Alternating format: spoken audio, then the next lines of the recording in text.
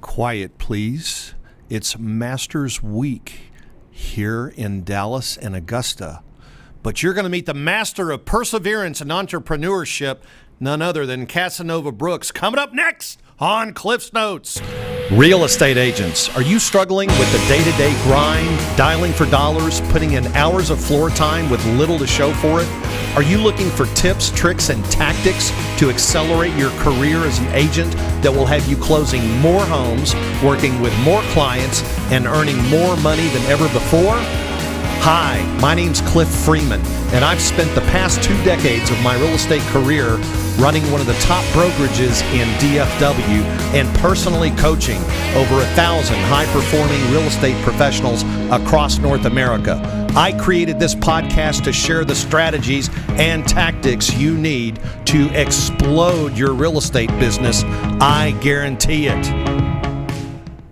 Okay, just in case you were confused by that intro, it is Masters Week, yeah. Right? Okay, and we do happen to have a master of, this guy's a business phenomenon, okay, right, and a master of entrepreneurship, and Casanova's going to unpack some nuggets here. You better have that pen out and that paper ready, because we're going to have some writer-downers for you today. Trelvis, piloting the plane. How you doing back there, sir? I'm doing good, man. I think everybody got the analogy to kick it off. I didn't know where you were going with it at first, but it came to me.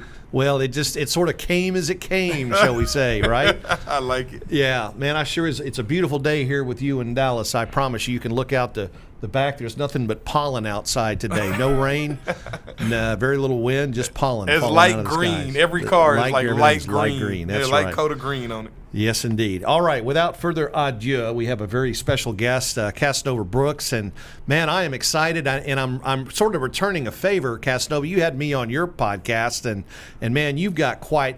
I thought I was busy doing podcasts. You do 6 podcasts a week, right?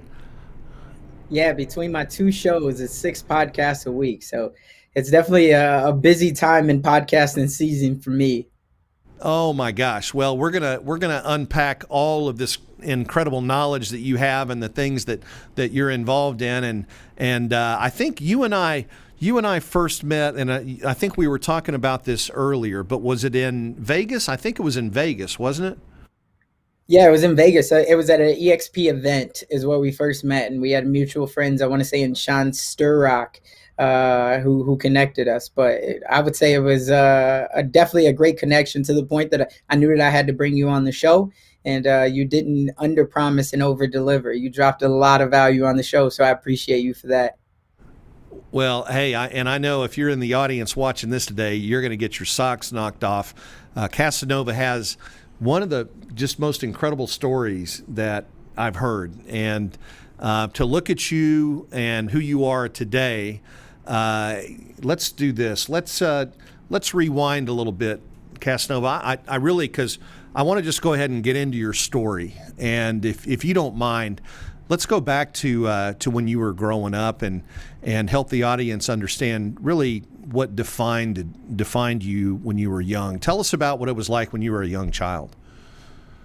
Yeah, so I think that's where a lot of my audience has been able to resonate with me, is understanding that I'm no stranger to adversity. So what do I mean by that? I grew up south side of Chicago. I was raised by a single mom. My grandma stepped in early on to be that father figure in my life, because my dad was never in my life. And so I'm the only child on my mom's side, but last I knew, I had 13 brothers and sisters on my dad's side. So obviously that was a huge opportunity that I had to really grow up building a support system and building people who were just like me, right, with my brothers and sisters. But my dad never did anything to bridge the gap or the relationship. So unfortunately, I never had a relationship with those people. And so it kind of is what it is. But I learned from there just to be able to cope with my feelings, because I had lots of feelings of why my dad never was in my life. But because I had my mom and grandma, it allowed me to focus on the positive. And the positive was that I had 2 strong women who were going to make sure that by any means necessary, that I was going to be able to be some type of successful in life. What that meant, no one really knew, but I was going to be able to go after my dreams. So what I always love to say is I'm a relationship builder, but more importantly, I'm a dream builder. And so for me, everything of what I've done in life has just been building off of my dreams. Now, when I talk about no stranger to adversity, when I was 8 years old, my two best friends who did everything together, they came over one morning. This is when I was in Chicago, and they said, hey, you know what? We're about to go to the beach. And I said, you know what? I'm going to actually sit this one out. Why? There's no rhyme or reason. I just decided I wasn't going to go. Well, come to find out a couple hours later, they both wound up drowning off of the pier at Lake Michigan. And so why I wasn't right there with them doing everything that they were doing, I don't really know. I always just say to God, my creator, someone had a bigger purpose for my life. And so I'm fortunate enough to still be here. Then when I'm 10, 11 years old, now all I'm starting to be inundated with in my surroundings, my environment, the neighborhood was drugs, gangs, violence. So my grandma started to see that as well. And she says, hey, you know what? I got to get Cass out of here, because while he's not involved in it right now, I kind of see where the path is going. And so a couple of my cousins had migrated to Sioux City, Iowa after college because they had job opportunities. So my grandma decides that we're going to take a Greyhound and go check out Sioux City, Iowa, come back after a weekend. And next thing I know, less than 2 months later, all of my stuff is being packed into a U-Haul. And my grandma makes the decision that she's going to move me to Sioux City, Iowa. My mom came as well, but more so kicking and screaming, because all my mom really knew was Chicago. And so she wasn't trying to leave her surroundings. But I'm an only child, and she wasn't just going to let me go, by myself with just my grandma. So I then, finish off, and I'm going to middle school, high school in Sioux City. And obviously, as you can imagine, that was a huge culture change for me. Go from big city Chicago, really only seeing people who look like me, to now all of a sudden I'm in a town of 80,000 people, cornfield, cattle, and I see almost no one who looks like me. And so what that did for me, and what I always say, was it gave me a silver lining, right? There's a silver lining in everything. And for me, that silver lining was it forced me to, one, build relationships, but two, not grow up with an ignorant mindset, as I like to say. And what I mean by that is having the mindset that just because you don't look like me means that there's no way you can be with me, and you have to be against me. And so I was forced to kind of build relationships. And I think that that's played a large part into how I've gotten to where I am today, has been the relationships. Well, then I'm doing basketball, football, track. I'm a normal kid, been pretty popular. Things are going well in life. And my sophomore year in high school, I'm 15 at this time, I find myself just walking through the hallway, and I'm having a hard time breathing, and telling my buddies, like, man, I can't really breathe. And they're like, oh, it's probably because football season is just getting done. We're just starting a basketball. You left football early, so it's probably just because you're out of shape. We're just starting to condition. I'm like, yeah, you're probably right. Well, when I'm going home after school, I'm just taking naps, and my mom's like, hey, what's up? Like, this is uncharacteristic of you. And I'm like, I don't really know. I'm really tired. And she's like, okay, well, if this persists, we're going to actually go to the doctor. And so it did over the next couple of days. It wound up persisting. And then we go to the doctor, and they say, hey, since it does have anything to do with breathing, we're going to keep you overnight. We're going to see, run some more tests. And so I'm not thinking anything at this point, because for me as a child, I always make the joke, but it's true. I never broke a bone, chickenpox, measles, coronavirus. Like, I was always pretty healthy. So I wasn't thinking anything of it. And I remember later on that night, them coming in, and they said, hey, you know what? We think it might be a little bit more serious. We actually have some public transportation. We're going to ship you guys to the other side of the state at the University of Iowa. And so my mom, like, well, what does that mean? Like, what's more serious? And then they say, well, we think you might have cancer. And my grandma, like, whoa.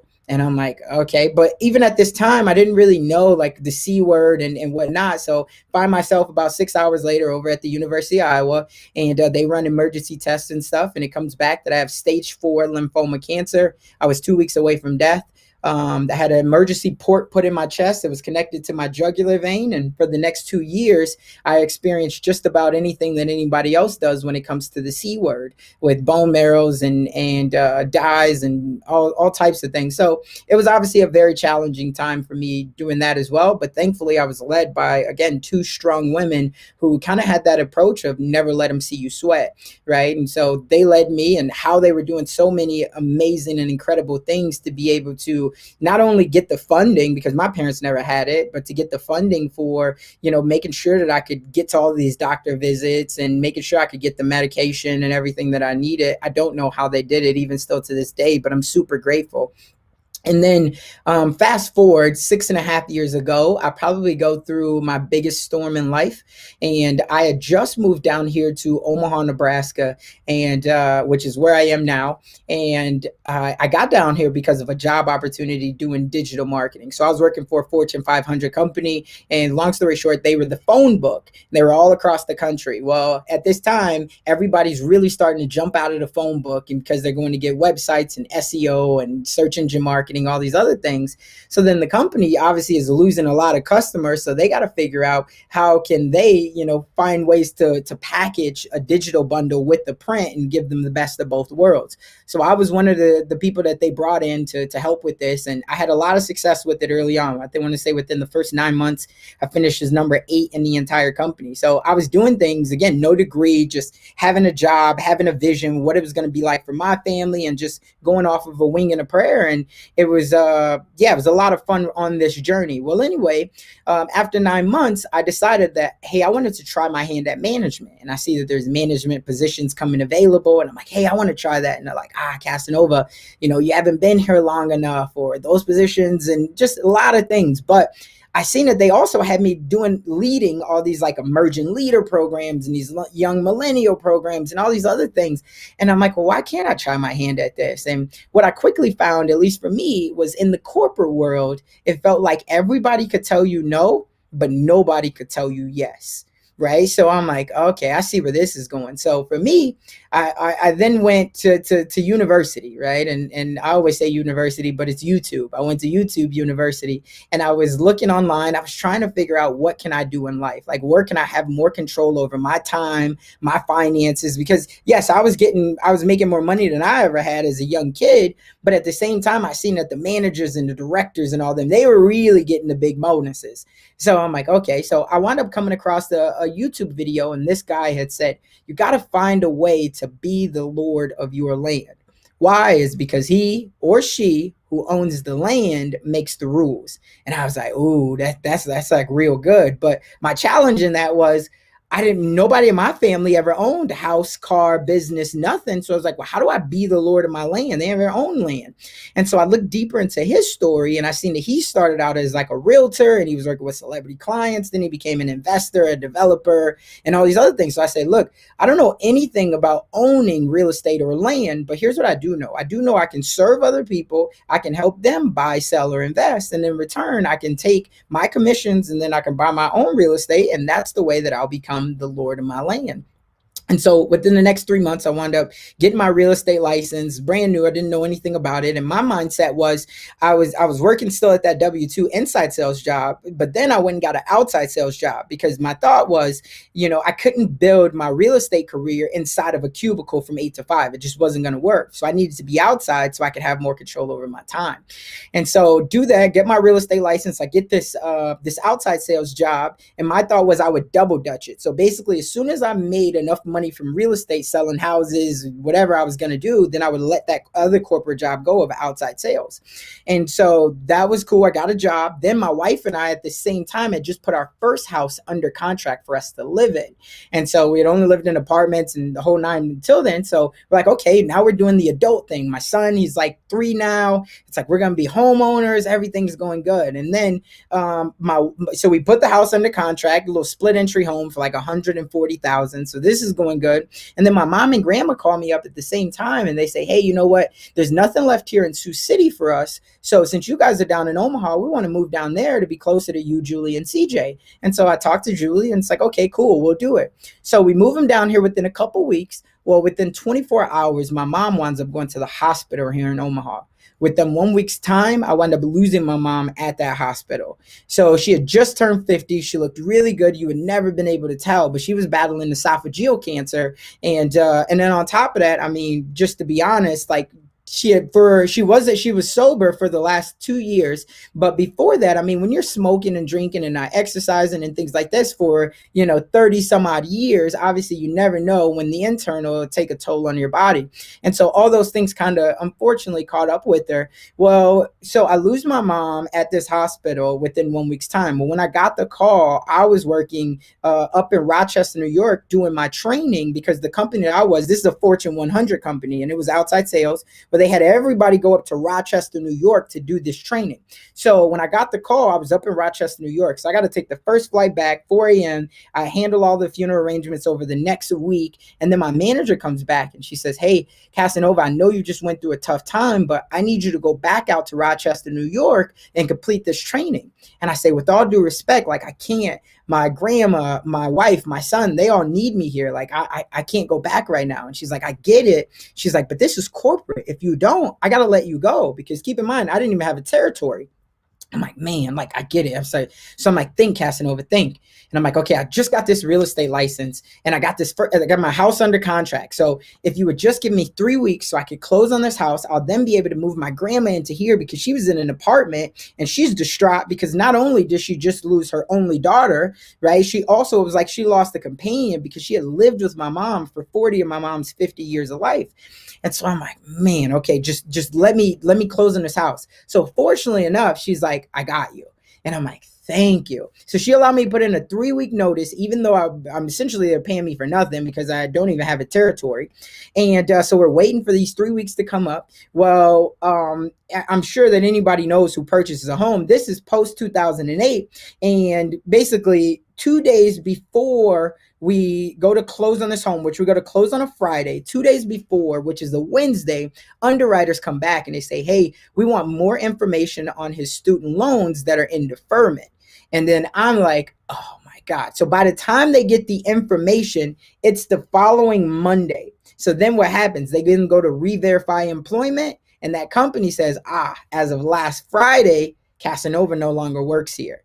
So of course they don't approve the loan. So all within a matter of 2.5 weeks, I wound up losing my mom, my job, and my home. And obviously I'm distraught now. I got my wife who's supporting me not only financially, but she's also supporting me emotionally, because I just lost my mom and my biggest cheerleader. So I'm like, man, what am I going to do now? My grandma's still here. And I was going to go back and just get a W-2 job. And my wife's like, no, you got this real estate license. You've done nothing with it. You're either going to jump all in, you're going to make something shake, or you're going to always be wondering what if, and you know how that goes. So I was like, okay, so with the support of her, I just jump all in, and brand new. I'm scared. I don't know how I'm going to get started. And within the next 9 months, my first 9 months in real estate, I did 46 deals, $8 million in volume. I got the Rookie of the Year here in Nebraska, and that's where my journey started to take off from. And so obviously a lot has transpired since then. We own multiple businesses, real estate portfolio, and it's been a fun journey. But for anybody, and what's cool about it is, social media, I've always been on it. So it's not like it's been an overnight success. Anybody who's known me for, all of these years, all of my journey has been documented on social media, from the time of losing my mom and everything to everything we've done now. So it's kind of cool if you go back and you look through it. But that would be how I say, I've gotten to this point, and that's a huge part of my journey and my story. I got to tell you, I mean, I'm almost speechless here, because those are huge obstacles, and your grit and your determination, Casanova, are incredible. What about for somebody who is not going through that? I want to see if you can help some people in our audience who may have a different life experience. You're working with people now, coaching them, helping them with their mindset. Dream Nation is a movement, literally, that you've put together to help people self-actualize, become better. How are you teaching people to have that just sheer determination that those hardships ingrained in you? In other words, say somebody hasn't quite had the rocky road to success that you have had, how can they still be as determined, as motivated, as successful? Yeah, well, I always say there's three, and I get asked this question, in various ways a lot of times, but I would say for me, there's always been three things that has really contributed to my success. So I call them the three E's. The first thing is my energy, right? And I guess going back to even give you the foundation of this is to understand that everybody has a different journey, right? And the glory is often in your story. I know that my expertise has come through my experiences. So everybody has different experiences, but if you can take what you've learned and understand that your story is not for you, it's for somebody else, even if you wouldn't consider yourself on a scale of 1 to 10 when it comes to adversity being a 10, maybe you're only a 3 or a 4. And you say, I don't have nearly all of the pitfalls, but understand that still, even if you're a 3 or a 4 in terms of the challenges that you've had, understand that there's still 1s, 2s, 3s, and even 4s that need to hear your story to keep going, right? To even just take that next step. So we all have different types of stories, but for me,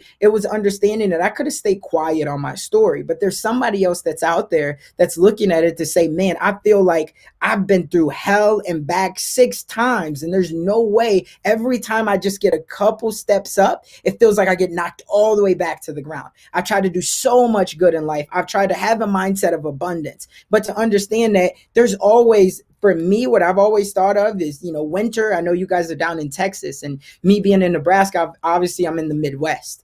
And so with that, even for storms, like winter storms, like I absolutely hate them. Like I'm not a fan of winter at all, but I always know that after winter, it comes what? Spring. Right. And every single time that we come across the spring, I also got to understand that there's still steps to this. So what do I mean by this? That means that right when you just get out of your first storm, where a lot of people feel like they're not willing to keep going with it. And so what do I mean by that? Once you get out of winter and you first get into storm, or you first get into spring, you have to understand that there's going to still be gloomy days. There's going to still be rainy days. Yes, we all want to get to summer at the end of the day, right? Where it's always just roses and it's hot and you could wear the nice clothes. You could be out on the beach, all those other things, but you have to be willing to go through the storm. So that's always been big in my mindset for my foundation. Now, going back to the 3 E's, what I think that I've been able to teach other people in the foundation of how I've gotten where I am today is these 3 things. Number 1 is energy, right? And that's the one thing that I know that I can control. I can't control the result, but I know that I can control my energy and my effort, right? So that E is energy. Every single conversation that I get in with whoever it is, right? You don't come from the same background as me. You don't look like me, but at the same time, I know that if I can bring great energy to our conversation, who knows where it could go, right? It's not about what you know. It's not even necessarily about who you know. What I've learned is more about who knows you, right? Who's willing to put that stamp of approval on your name? And so for me, the only way that people will put a stamp of approval on my name, even when I'm not around, they really become my cheerleaders, whether they're a part of Dream Nation or they're not, is because they know that when they had contact with me, I had great energy, right? Everything that I was saying, it was positive. It was why not rather than why. Why are you doing that, right? Because in the beginning, people will ask you why you're doing it, but in the end, they'll ask you how you did it. And so for me, that's always been something that I've thought about. I've always had a dream. I've always wanted to go after it because it was always why not. And that started with my energy because that's the one thing that I can control. The second thing is my environment, right? A lot of the times we think that, we'll be able to get to the heights or the businesses or whatever that we want, but we're going to stay in the same environment. But one other thing that I've learned along my journey is you cannot heal in the same environment that makes you sick.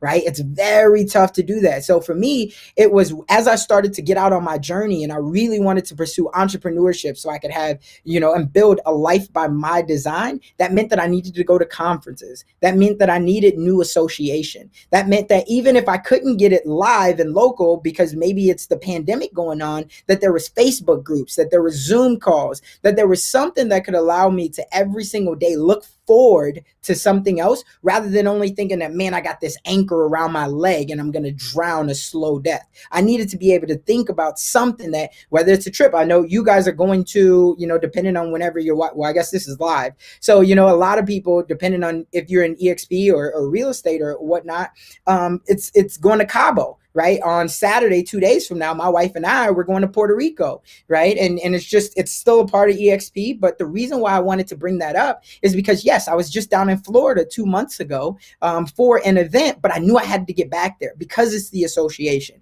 because it's the people that's going to challenge my mindset, challenge my beliefs, but at the same time, going to uplift me if I have not been getting the results that I wanted. The people to say, hey, man, there's somebody out there that's still running along the same path as me that says, hey, it did take me 7 months to break through. So just know that it's maybe not going to come overnight. And maybe I'm on month 4 or 5 and I'm thinking about giving up. I'm thinking about going back to just do something different. But somebody else says, hey, I got an organization or I have a team of X amount of people and it took me 7 months. And now it's like, okay, I can just keep going. I got another 2 months in me. Let me see if I can get some results. So that was the biggest thing. Number 2, it's the environment. Environment's so important, right? The power of proximity, right? You are the sum of the people who you surround yourself with the most, is what I learned from Jim Rohn, who I'm a huge fan of. But at the same time, taking it a next level, further, it's not just about who you surround yourself with the most, but it's also the challenges that who do you have to become to stay surrounded with those people, right? And that's where environment's so important, because if you ever played any team sport, you know that you're only as good as your weakest link. And you don't want to be that weakest link. So if I want to stay in this environment where they're uplifting me, that also means that I need to get over whatever my limiting beliefs are, because I can succeed and I have my surroundings, my environment, which is going to continuously tell me that. So that's number 2. And then the third thing is exposure. And I think that this is so important because especially if you come from a small city or a small town, a lot of people, they have a small mentality. And this is one of my good buddies and my mentor. He told me this one day, but he said, the quickest way to kill a dream is to introduce it to a small mind. Right. And so that goes along the lines of environment. But at the same time, for me, it was constantly being exposed to something new. And I think this is very important because as a kid, as a child, especially us as parents, what do? We constantly want our kids to try new things. We want them to be exposed to new environments. We want to take them on trips, different countries, all these other things. Well, once you become about 14 or 15 years old, what happens? Now, all of a sudden, you start to allow society to then put their limiting beliefs, their fears on you to make you think that you got to be in some type of a box, right? I remember when I was reading the book, it was The Success Principles by Jack Canfield.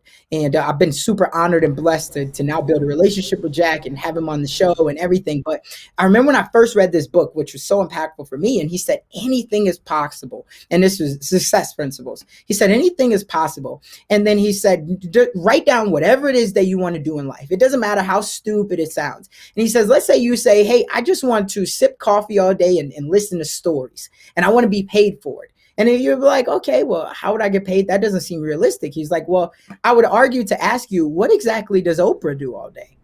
Right? What exactly does Ellen do all day? That's exactly what they do. And so it was in that time that, again, I was like, wow, like that was the exposure to that. But I never would have got that if, one, I didn't even expose myself to reading more books. If I wasn't exposing myself to listening to more podcasts, if I wasn't exposing myself to getting out of my comfort zone and going to conferences and associations where I didn't know anybody. I'm leaving my family. I'm going across the country. And it's just been so empowering for me to be able to focus on those 3 E's, to be able to change my trajectory of where statistically I should have ended up to get to where I am today. I think it came down to really those 3 E's.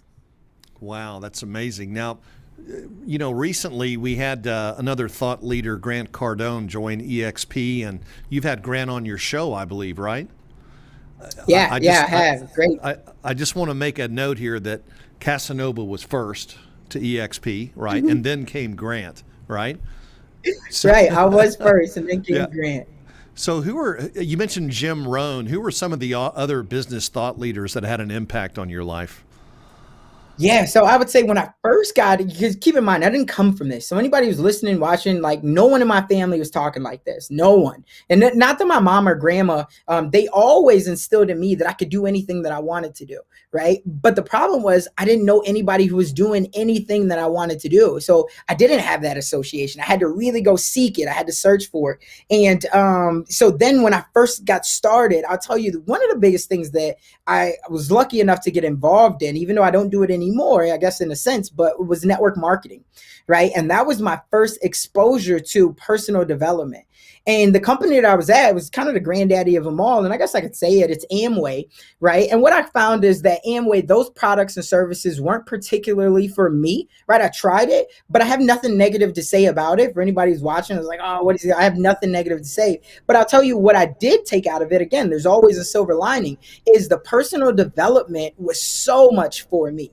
That was the first time that I learned about environment, association, my energy, my everything. And so I got exposed to books like Go for No, Richest Man in Babylon, and that kind of started my journey. And the first book that I read was The Millionaire Fast Lane by M.J. DeMarco. For anybody who's never read that book or heard of it, it's a phenomenal book. And it sounds like it's some get rich quick scheme, but it's really not. And it really talks about the principles that there's the slow lane in life and there's the fast lane in life.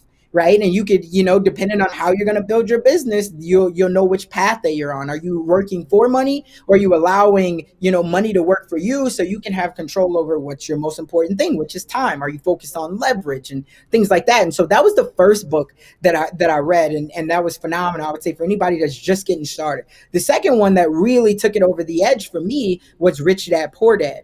By Robert Kiyosaki. And that was huge for me as well, because it really taught me about building a business and really getting to entrepreneurship, but at the same time having assets, right? And the mindset and everything else, which there's one thing to just understand about entrepreneurship and how to work for yourself, but how to build long-term generational wealth and sustainable wealth, you have to have ownership and assets. And there's nothing better than obviously real estate. Even if you're going to make your money in something else like Amazon or copywriting or whatever it is that you decide you want to do, 90% of people, they didn't take that money and they put it into obviously assets, which is something that is, they put it into real estate, right? To not go too deep into that. And so that was the second thing. And then from there, I read the book, Think and Grow Rich. And Think and Grow Rich was so powerful for me, just for the mindset and the belief. So those were probably the first three books that was just like, wow. And then I think where it really started to like scale for me, if I could think of three books that really helped me to take it to the next level and just know that this is obviously where I was going to stay for the rest of my life, which was the 10X Rule by Grant, which was so huge. The Success Principles by Jack Canfield, as I said. And then the last book I would say is E-Myth by Michael Gerber. And so that's, I would give a shout out to all three, because all three of those books are New York Times bestsellers. And I've had all three of those authors on my podcast. So that's been very, very, phenomenal and impactful for me.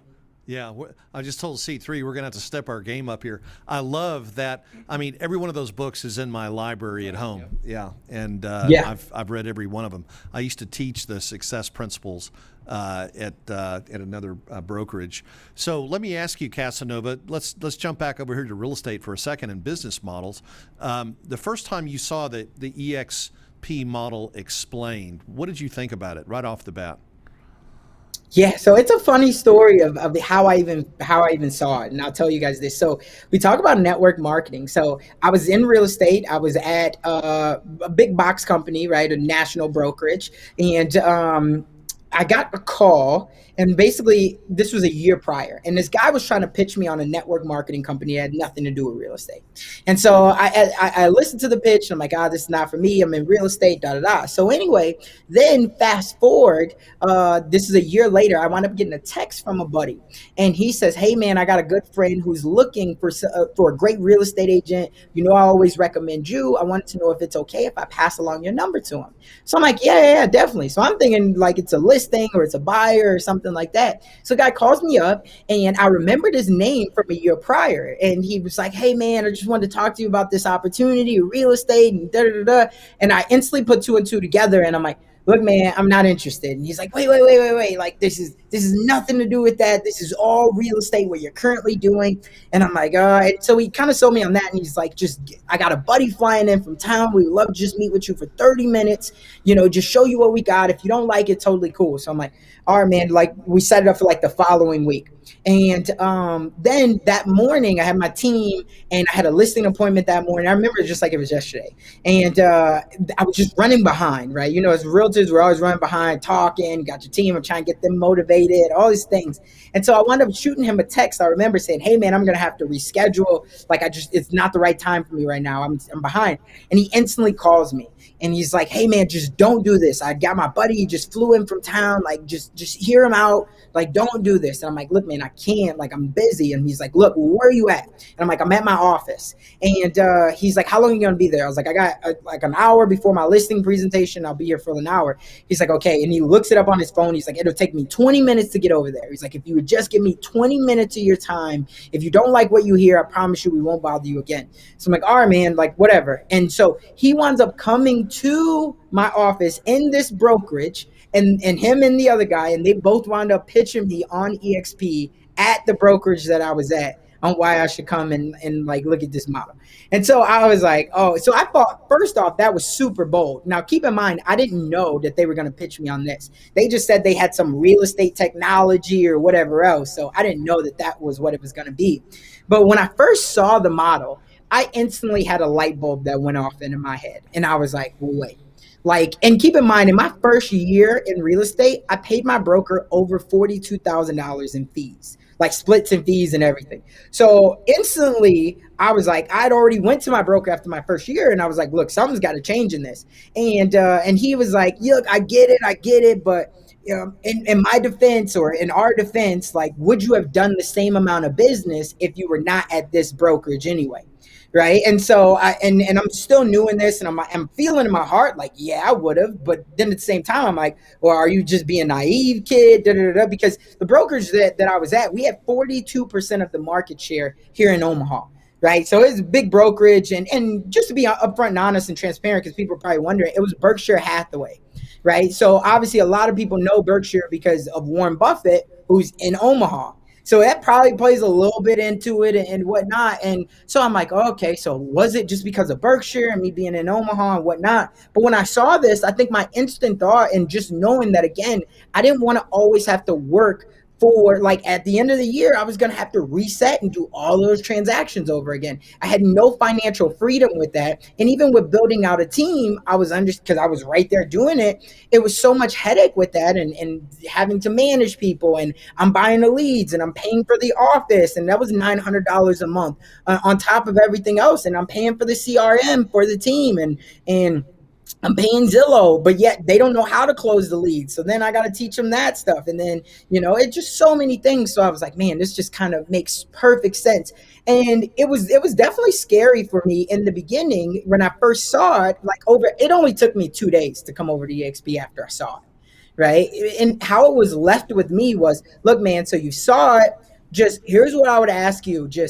And you could already tell that I was interested in going back and looking at it, because I had a lot of questions right then. I was like, so, well, what does this mean? And so how does this work? But I think at the end of the day, all of the answers didn't come to me, but I did know what's the worst that could happen.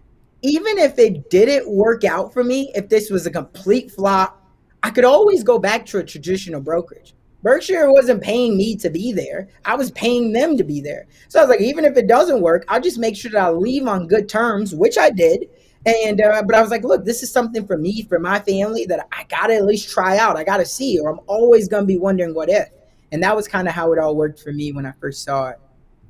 Man, your story is not unlike some others that I've heard, but that 2 days, it's usually 2 or 3 days where you have EXP insomnia. Where you just sit there and dream. Back then we had the revenue share calculator online when I joined, and man, I kept me up one night. I kept going through and playing with the numbers and stuff and couldn't believe it. But so what's the biggest regret you have about joining EXP, Casanova?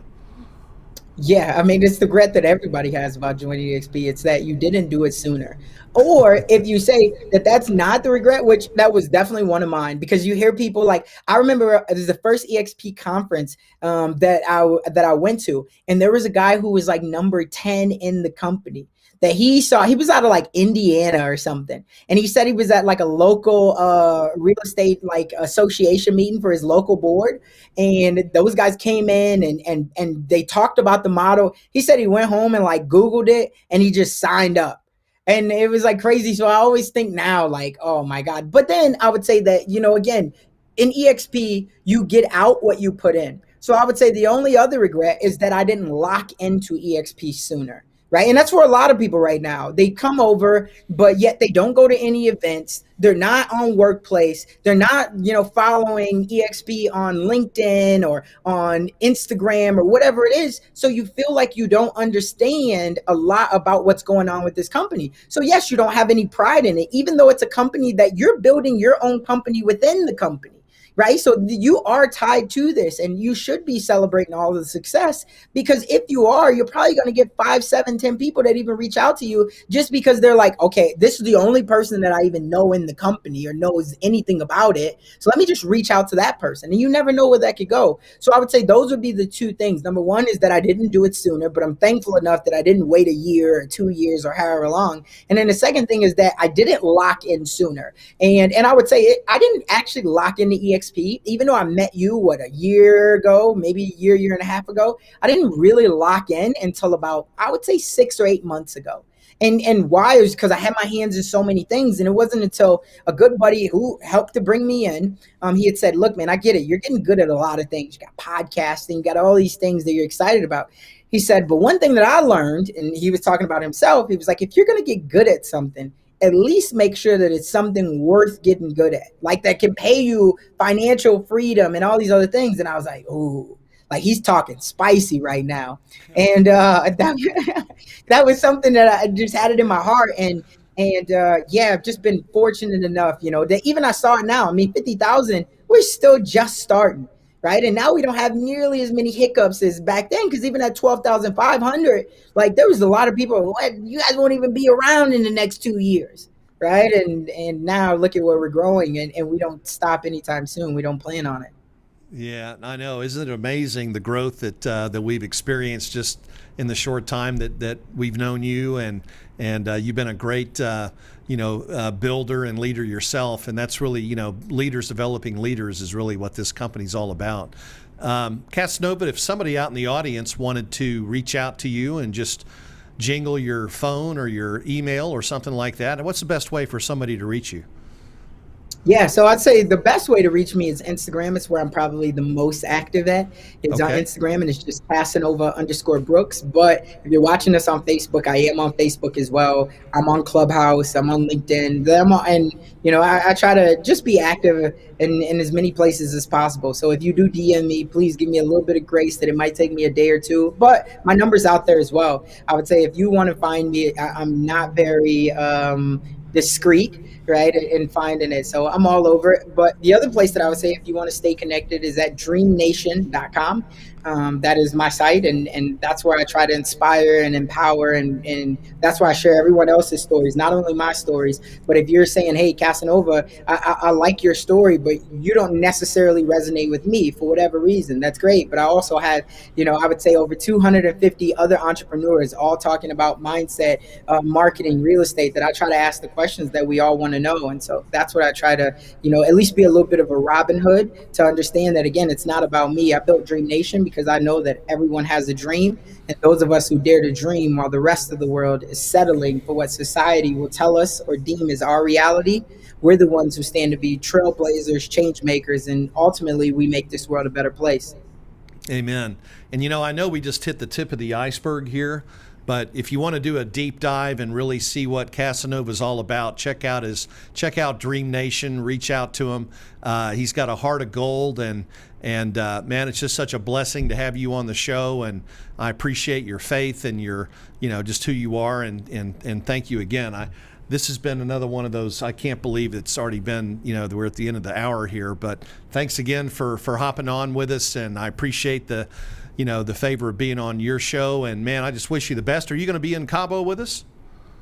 I wish I could say that I would, but no, I won't be in Cabo. But we got the Phoenix Cabo 2.0 that just got released. And so I'm heavily trying to see how we can get there. But like I said, we got Puerto Rico coming up this week, and then basketball. My son plays a lot of basketball, and so we got a lot of tournaments this summer. And starting next weekend, fortunately, it's not this weekend, but starting next weekend is when we have our first tournament. So I got to make sure that I'm around for that, because that's where my true joy comes in, is just watching my son play ball. And he's a pretty good little guy, and so yeah, we put a lot of work into it. It must be great and very rewarding to be dad right now, huh? Oh yeah. Yeah. One of the sayings that I always say, you know, and my dad, obviously I didn't come from a dad, and my dad's still, last I knew, he's still alive, but he's never been in my life. But again, one of the things that I always say to myself, right, is something that I heard, it was like 8 or 10 months ago. And this is what I'll leave you all with. But, there's a saying that surrounded the internet. It caught my timeline, and it said, if I didn't come from a wealthy family must come from me. And for me, I was like, oh man, I love that. But I wanted something that really resonated with me, right? That hit my soul. And so what I did was I took it and I turned it to something that was meaningful. And I said, if I didn't come from a loving father, that a loving father must come from me. And so that's why I think that all the time, like my kids, I show them on my everything, but they are my world. And both of our children were miracle babies. It took us 2 years to have both of them. And because of the cancer, like the average couple that goes to conceive, if you ask a doctor, the average, on any given night, the average couple, you have about 15% chance of conception. Well, for my wife and I, we had less than 1%. And so to have both of our children, it was absolutely crazy. And we thought that we weren't even going to be able to have them. So we looked into adoption and all these other things, but they both came naturally.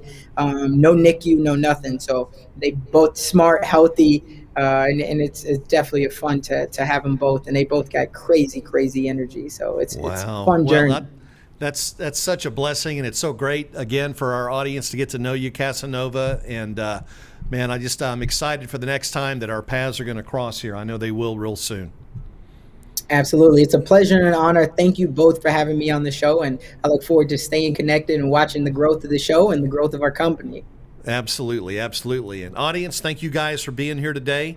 Always a pleasure. C3, oh, yeah. Hey. Man, that was another, I tell you, the Rider Downers, we brought the fire today. Another great testament. Another great one today. So thanks again, Casanova. Trelvis, appreciate you, our dear friend and spiritual guidance here. Thank you, and as always, for doing such a great job on production for the show. And audience, we'll catch you next week after the Masters, right? After the Masters, right here on Cliff's Notes. All right, folks, tune in to Cliff's Notes every Thursday at 1 o'clock Central for the tips, tricks, and tactics to explode your business. I guarantee it!